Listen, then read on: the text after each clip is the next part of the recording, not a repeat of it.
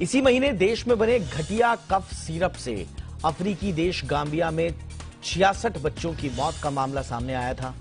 इसी कड़ी में मद्रास हाईकोर्ट ने सब स्टैंडर्ड दवाओं पर एक बड़ा फैसला सुनाया है।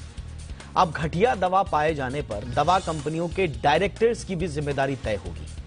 वो दवा बनाने में किसी चूक की जवाबदेही से बच नहीं सकते हैं। आज हम इसी पर चर्चा करेंगे, समझेंगे कि कोर्ट का ये फैसला 2M दर्जे की दवाओं की रोकथाम करने में कितना कारगर साबित होगा। क्या इससे दवाओं की गुणवत्ता में सुधार देखने को मिलेगा और दवाओं की क्वालिटी बेहतर करने के लिए क्या क्या करने की जरूरत है। चर्चा करें उससे पहले ये रिपोर्ट देख लीजिए।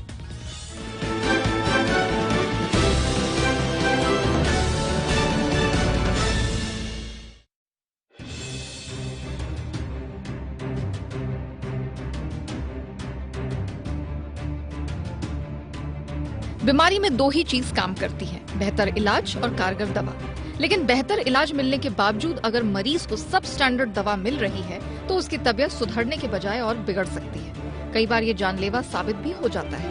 इसका ताजा उदाहरण अफ्रीकी देश गाम्बिया है, जहां 2M दर्जे का कफ सिरप पीने से 66 बच्चों की मौत हो गई। मामला देश के बाहर का है, लेकिन ये मामला इसीलिए अहम है क्योंकि इन कफ सिरप की निर्माता कंपनी भारत की ही थी।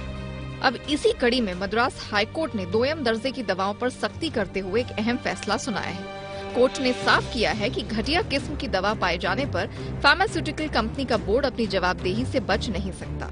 घटिया दवा से किसी तरह के नुकसान के लिए दवा कंपनी के बोर्ड को भी जिम्मेदार माना जाएगा। दरअसल मामला तमिलनाडु से आया है, जिसमें सनराइज इंटरनेशनल लैब्स नाम की एक दवा कंपनी ने सरकारी अस्पतालों में थायराइड की घटिया क्वालिटी की कार्बिमोजोल टैबलेट सप्लाई की थी। शिकायत मिलने पर राज्य सरकार ने संज्ञान लिया और ड्रग्स एंड कॉस्मेटिक एक्ट के सेक्शन 34 के तहत कंपनी पर केस दर्ज करा दिया। मामला कोर्ट पहुंचा।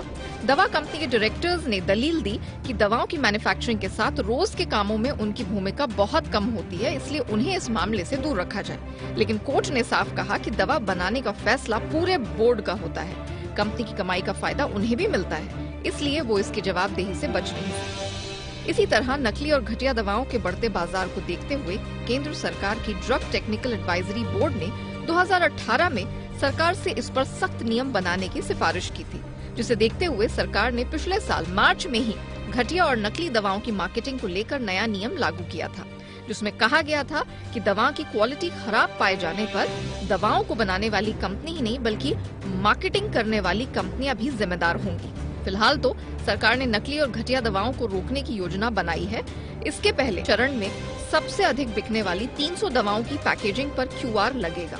इसमें 100 रुपए प्रति स्ट्रिप से अधिक की MRP वाली बड़ी संख्या में बिकने वाली दवाएं शामिल हैं। सरकार और कोर्ट की बढ़ती सख्ती से निश्चित तौर पर दवा की गुणवत्ता में सुधार देखने को मिलेगा।